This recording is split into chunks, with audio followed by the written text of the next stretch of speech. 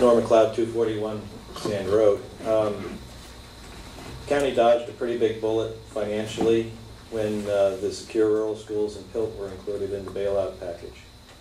I want you to be aware that the PILT federal government should have the obligation to fully fund that even after the 5-year period is up, because that is in lieu of taxes, and they own 62% of the county, so that's a big chunk of change.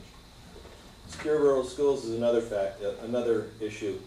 When that was initially brought on board, it was a bridging facility to get the rural counties that were losing timber industry a period of time where they could replace those jobs lost with other equally paying jobs so that the economy would continue functioning.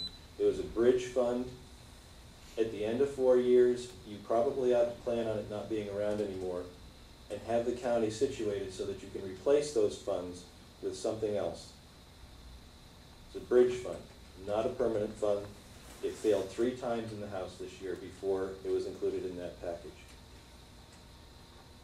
As we go into an economic period of turmoil, we have a very significant need here to recover our agriculture and bring more agriculture on board.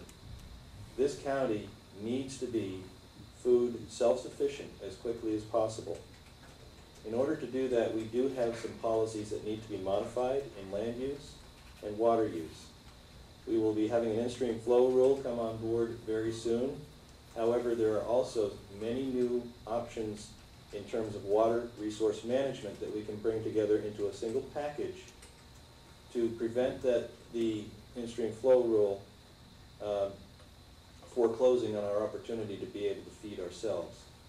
We need to look very closely at those, very carefully. We need to bring the city on board, because the city has not been on board in supporting the rest of the county in terms of water use.